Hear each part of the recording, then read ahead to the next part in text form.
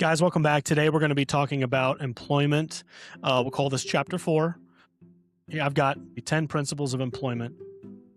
I've worked a couple jobs. For the first, I didn't work a job right out of high school. I went straight to college. And then while I was in college, I think my second year in college, I got my first job working in food service.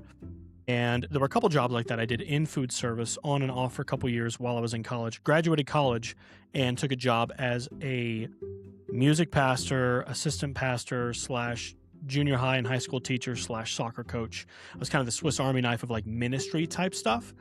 And so I did that for 7.5 years. And then I went into the secular world and I worked as a warehouse supervisor, forklift driver, telemarketer, door-to-door air conditioning salesman. I've done all sorts of stuff. And right now I've been employed as a corrections officer for the last year. And so throughout all these jobs, I've had to really kind of, through trial by fire and not really having much experience and not being taught very well about the secular world, I've had to kind of, it's the school of hard knocks for me. It's been that for a while. And so I've got 10 principles of employment that I follow.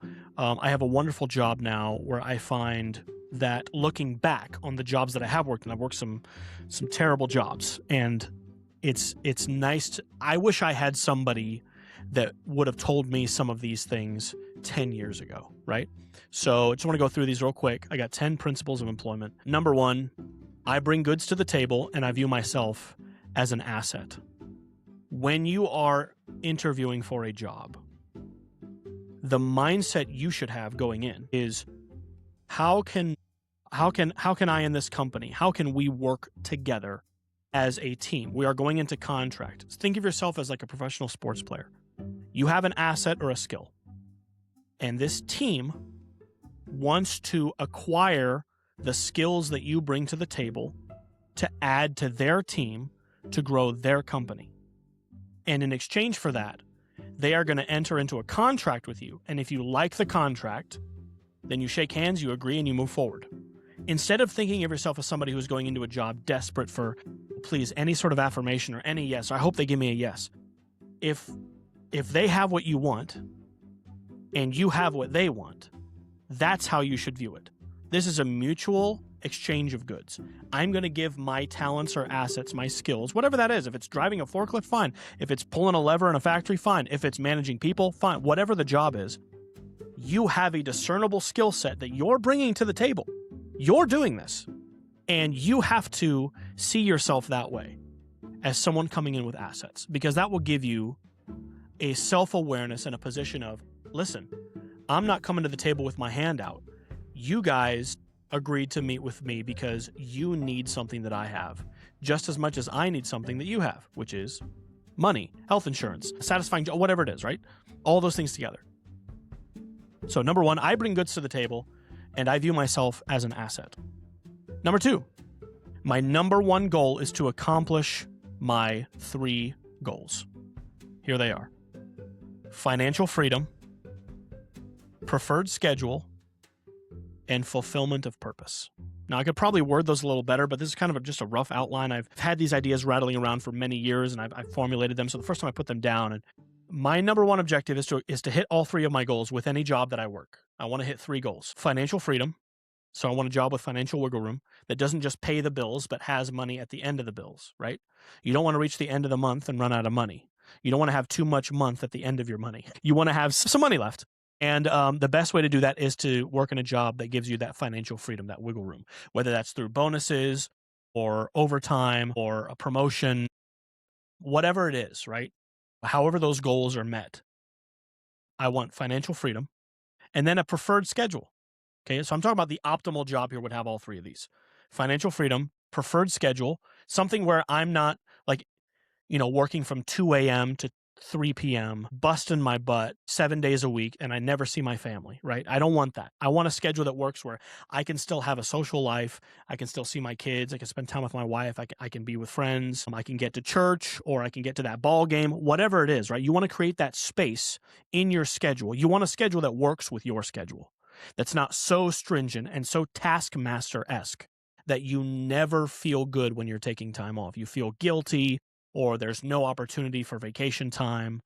You want something where you have a flexible preferred schedule. Maybe not flexible, but a schedule that you can work with, right? So you get the days off you want, you get the parts of the day that you want. So for instance, for me right now, my preferred schedule would be to work day shift at my job. We have 3 shifts. There are no day shift spots open. I've now worked there a year. I work graveyard instead because I would really not rather work swing shift. I don't like swing shift at all. It's a great schedule for my sleep, but I never see my kids because I go into work at 2 p.m. and I work until 10 p.m. So that prime chunk of the day where normally everybody works a 9 to 5 is getting off work and they have all this free time, right? I don't have that.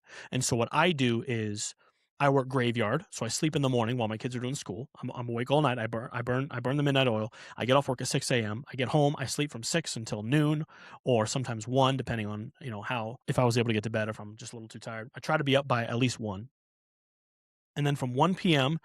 till 10 p.m. until I have to go back to work. So really until I have to start getting ready for work late that night, I have that prime chunk of the day. That's after school hours. That's ball games. That's take kids to the park. That's go see a movie. That's hang out with friends. That's go grab dinner. That's a board game with the family before bed. That's tucking the kids in before I go to work. That's all the things that's the prime chunk of the day that I want.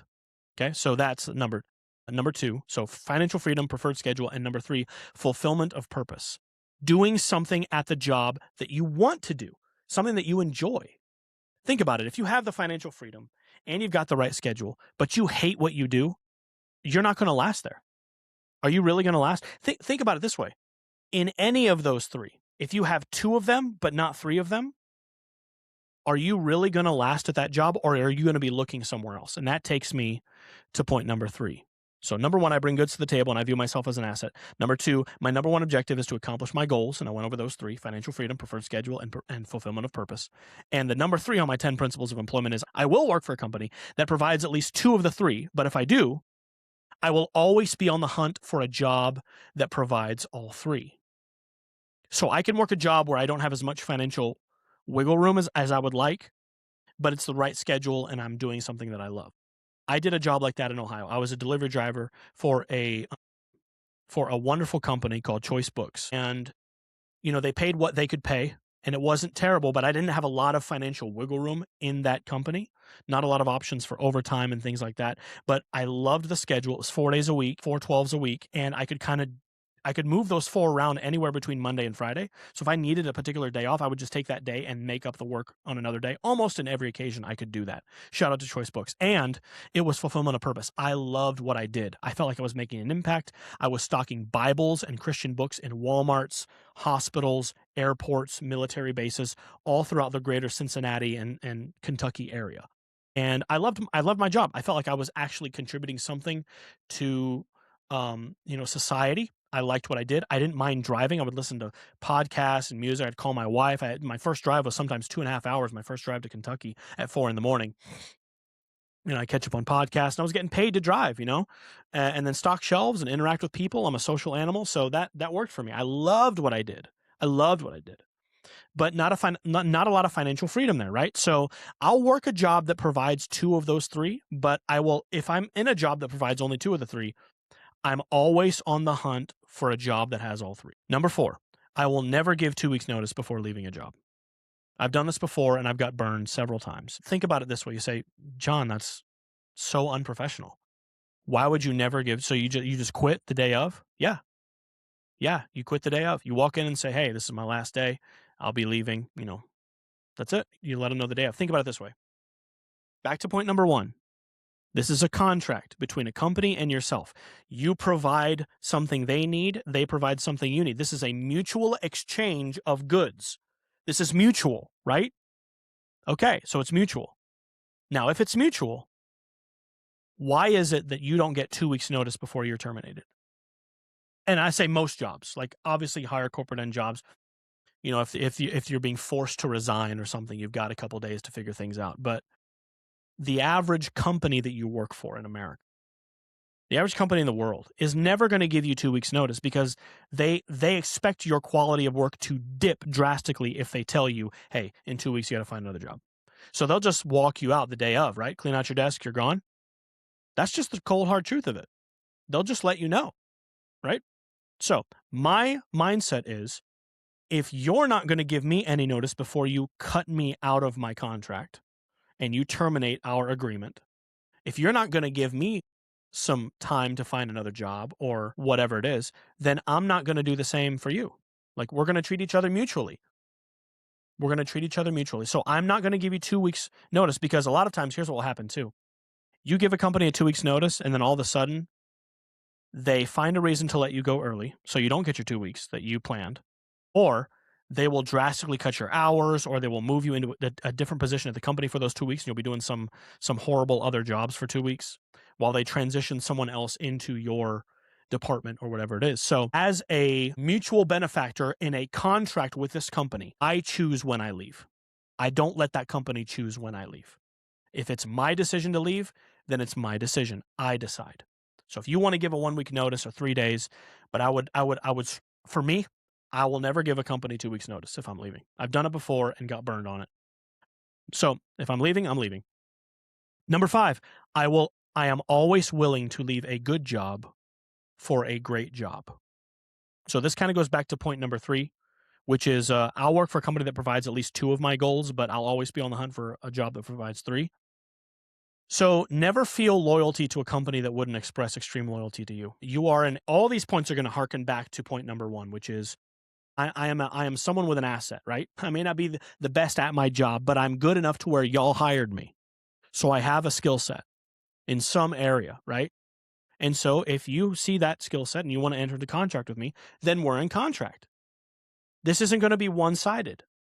This isn't going to be me bending over backwards in every area of life to suit your needs. We agree on something at the beginning, and then you don't get to change that as time goes on without my consent, right? Okay. So I'm always willing to leave a good job for a great job. Now, this is important. I know several people right now, several good friends of mine and people that I know that are working good jobs when they should be working great jobs. Some of them have even had great jobs come across their path, and they are comfortable where they're at and they don't want to shake it up. And so they got a little bit of fear about switching careers or starting over from scratch. And they've weighed those values and assets and risks, and they just decided to stick with a good job when they could have had something better. Never be afraid to leave a good job for a great job. You say, oh man, if in 2026 my resume says I worked 3 different jobs because something else better came along, then that looks bad on my resume. Nah, not as bad as you think. Not as bad as you think. Not if you have reasons for leaving and you can clearly articulate those reasons to the next place you're trying to be employed. You say, look, a better opportunity came along. I'm moving. Something in a slightly different vein, but along this topic, something that a friend of mine, Ken Scott, my former pastor in Ohio, great friend to this day. Ken said, when it comes to cell phone companies, he told me this one day. We were having a conversation at a sandwich shop. He's like, dude, if I'm with AT&T for 2 months, like a brand new, I just switched from whatever to AT&T. If 2 months down into this contract, I see that there's a better contract with a different company, I'll go to AT&T and say, can you match this? And if they can't, I'm switching. He's like, I'll switch. I have no loyalty to these companies. They have no loyalty to you. You're just a number. So and some of that I take into the job world as well. And that mindset that Ken shared with me was really insightful for me, because I was subconsciously just being loyal to bad services simply because I'd been with them for X amount of years, like some weird loyalty that they weren't reciprocating at all. But I had in my head, well, I've always, for the last 15 years, I've been with Verizon. Why would I switch? Dude, switch. Just switch. If there's a better deal, switch. You can always switch back, right? You're not getting married to a phone company. And it's the same thing with a job. If you're in a good job, but something great comes along and the good job can't match the great job, and they won't, bro, dip. Get out of that good job and land yourself in a great one. That's number 5. Number 6, I will never put a job above my family. Some things are not worth the sacrifice in the long run. Every time I say yes to something, I'm saying no to something else. Every time I say yes to that extra shift, I'm saying no to my kids. Every time I say yes to a longer weekend at work, I'm saying no to an activity that I should have had with my father-in-law or whatever. Every time I say yes to more time or to coming in early to work or burning that midnight oil or working some overtime or working another double, I'm taking time away from my family that I can never get back. Now, sometimes that exchange is worth it. Sometimes it's factored in and it's planned, and that's fine. But over the long run, if you are hurting your family simply to make the numbers in your account get bigger, you are sacrificing the more important thing on the altar of the less important thing. Don't do it. Don't let money ruin your marriage. Don't let money ruin your kids. Don't let money damage your relationship as a father or a mother or a provider. Understand the value. Listen, there will always be a job. 20 years from now, if things were a little lean in 2026, but you were there for your kids, what are your kids going to remember? That you drove around in a nicer car, or that you were there for every ball game, that you were there for them when they needed you most, that you were available to swing a bat around in the backyard or kick a soccer ball around or take them out for ice cream or go to their karate tournament or whatever the case, right? That's what they're going to remember. They're not going to remember how much money dad made. You don't want your adult children to think about their childhood and regret that they didn't spend time with you or actually feel distaste for the way they were raised. You don't want them to feel animosity toward you or disdain. That's the word I'm looking for. You don't want to be disdained by your children. You don't want that. I'm not going to let that happen. So I'll never put a job above my family. If a job makes me choose, dude, I quit. I'll get another job. There's jobs everywhere. I'll get another job. I'll sacrifice a whole lot of these points on this list if the great job I have suddenly turns into a job where it's now taking me away from my family. But that's part of the preferred schedule, so it's kind of the same thing. But anyway, point number 6, I'll never put a job above my family. And what I mean by never is I don't mean I'll never work extra hours because I will always be there. That's not what I mean. I mean, I will not work a job that consistently pulls me away from my connections with people that I deem important, my family, my friends, whatever that is, whatever's most important to you. I'm never going to work a job that takes me away from that constantly and alienates me. I'm not going to let a job become my life. I'm not going to do that. There's no value in that. There's no value. There's no eternal, long-lasting, self-fulfilled value in sacrificing relationships for secular work. It's just not. It's not a good exchange. Number 7, and this might seem like a contradiction to number 6, but I will work any job that I have to so I can provide for my family. So this is like emergency mode, right? If I find myself unemployed and the bills are piling up and we're going to go without food, or whatever the case, right? Things are going to get really tight and my family's going to feel this, my family's going to suffer from this, then I will work whatever job I have to. I will not let pride get in the way. I will not hold out for some ethereal job that doesn't exist because my pride won't let me work at food service. I'm going to work at McDonald's. I'll clean garbage off the street. I'll clean toilets at a gas station. I'll do what I have to do to get the bills paid and put money on the table short term while I wait for that other thing to come along. I will not, in my pride, sit back on my couch and let my family suffer because I'm too proud to work hard and do a job that is humbling or not the thing that I want. Sometimes you got to do things that are hard and that you don't want to do. Man up. Woman up. It's your job. I'll work any job that I have to so that I can provide for my family. That's number 7. Number 8, I will not do extra work without extra pay. Now, this isn't a healthy job employment, obviously. If you're working a job that you just got on the fly and it's an abusive, it's a bad situation, but you're working that job just because you need something to pay the bills, then you can put up with a lot of this stuff. But we're talking about in a normal, healthy environment where you have options and you see yourself as in a contract to this company, don't do extra work without extra pay. So many people in the previous generations, I feel, were incorrectly trained to believe that you go the extra mile and do extra work and you'll get noticed. Let me tell you something right here. Having worked multiple jobs, let me just tell you something. Your company does not care, does not appreciate the way you do the extra sacrifice you put in for no extra money. You are simply farming yourself out for free labor. You are prostituting yourself for no exchange. I said it. Don't work extra for no money. Well, you're just not a team player. No. I am a team player. We had an agreement at the beginning of this contract when it started, when I got together with your company, when we shook hands and I signed paperwork. I agreed to X amount of hours for X amount of pay. And I agreed that if I worked extra amount of hours, I would get extra amount of pay. Overtime. Whatever, right? Don't work extra hours for no pay. Don't do it. Now, here or there, you got to stay 30 minutes late, an hour late, just because you need to tidy something up. Maybe it's something that's your responsibility that you should have. That's different. I'm not saying something that you failed to do and now you got to clean up a mess. That's not what I'm talking about. I believe even in those cases, there's compensation or warnings or checks and balances to be made. If you were not able to fulfill your duties in a timely manner, your company does not have the right to keep you longer without pay. I worked for a telemarketing job in Ohio, and and by the way, this is sales in general, this is the guilt-tripping way. Because it's sales, they feel like they run your life. Well, a true team player, especially in your first year, you're gonna, we're all done at 4, but true team players stay until 6:37 sometimes. If you really want to do well at this job, you got to stay even later. Listen, that may be true. It may require extra hours, but if you're telling me that in order to do well at this job, it requires me to work extra hours than everybody else with no pay, bye, dude. I'm not working extra for you. I didn't stay at that job very long, and that's one of the main reasons. The absolute guilt tripping by toxic leadership to tell you as an equal human being with a skill set that they entered into contract with that you are going to stay longer. Now, if it's something you choose to do because you want that carrot at the end, that dangling carrot, and you're like, man, I'll burn whatever. But that's still an exchange of services. You're working for an assured benefit at the end. But if there's high risk with very little reward, that's not a good job. That's a bad job, and they'll take advantage of you every time. They will guilt trip you as much as they need to get you to work for free.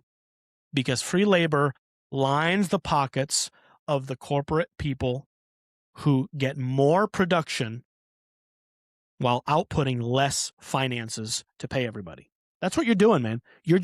Somebody else is gaining the money. Listen, think about it this way. If you work 2 extra hours a day, 5 days a week for a month, how many extra hours is that? Let's say that's like 50 hours. It's way more than that, but let's say 50. Actually, no, it's two extra hours a week on 5 days. That's 10 hours a week. That's 40 extra hours a week. That's an additional work week. That's 40 hours. You worked that, and maybe you saw some more sales benefit. Maybe you got better at doing what you're doing. But you know what you did? You gave a free work week to a job that didn't pay you extra and took away from the other things in your life. Now, if that's something that you understand and you acknowledge and you willingly go into, fine. You make your own decision.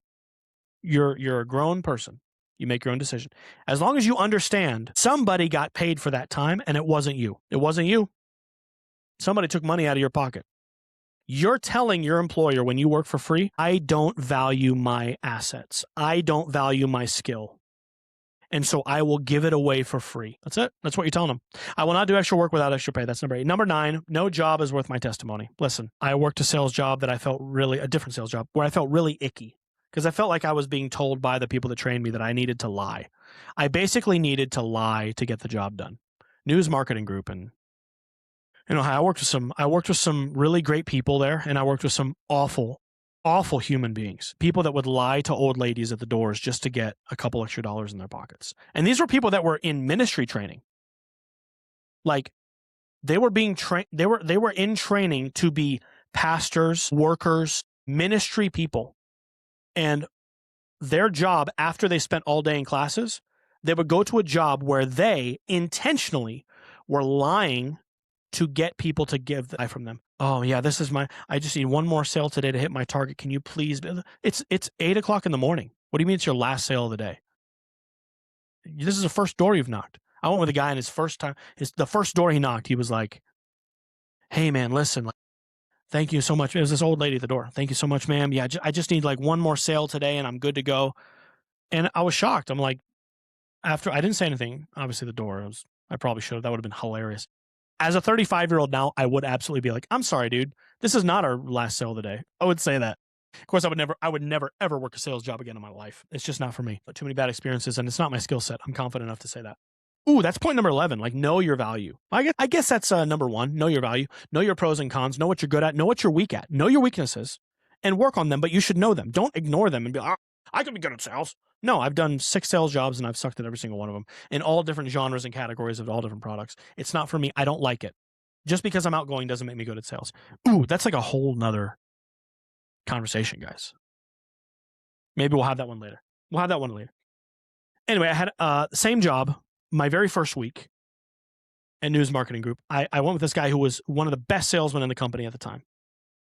Brand new car, paid cash for it, just like really flying high, doing well. But he was also in seminary with me at the time. He was in Bible college.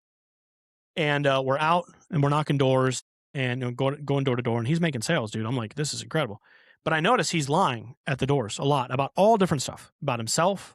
He's lying about how many sales he needs to hit his mark. He's lying about what the money goes for. And this is going to my college fund. I'm like, bro, you got a brand new car right behind, like right across the street, and you're telling this guy at the door that this money all goes towards your student bills and it doesn't go towards anything else. It only pays for your tuition. I'm like, bro, you got a brand new car you paid cash for. And he goes, listen, man, he's like, at this job, yeah, you got to lie a little bit. He's like, look at the car I'm driving, man. He's like, I pay cash for that. And he just started bragging. He's like, look, man, you got to tell lies, but look at the value, you know? He was willing to compromise his morals and testimony and his character for extra money. By the way, this guy's still like a super successful salesman to this day, at least from what I can see on social media and stuff. Still super successful. But I never forgot that. I learned a valuable lesson that day in sales. In order to do really, really well, it's almost impossible to do really, really well in sales. It's practically impossible. And not compromise your morals. I learned that. I learned that from him. So thank you for that lesson.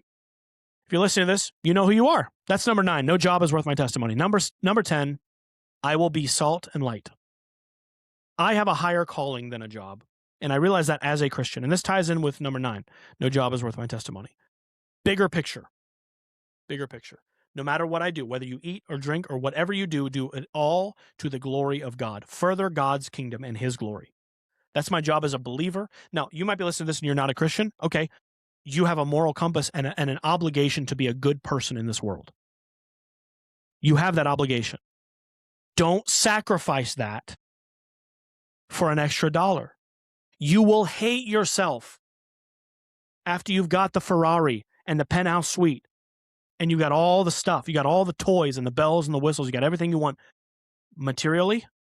If you are a hollow shell of what you are inside and you feel dirty, ain't no amount of money can wash the dirt out of your soul. I'd rather be homeless with a good conscience. Now, some people, you disagree with that. You'd rather have your conscience, shredded in order to work a job. And that's your decision. But my decision, I will be salt and light. Salt preserves and adds flavor. I want to preserve. I want to help people stay above ground. And I want their lives to be better for having me in it. And then I want to be light. I want to share a light. I believe that I have a commission from God to be the light of the world, to be an encouragement, to be a testimony, to be a help wherever I can. And I will do that above any job description. I will not let a job compromise my morals or my testimony, and I will remember big picture. I'm salt and light. I preserve and I illuminate. That's what I do. That's my job. Salty light.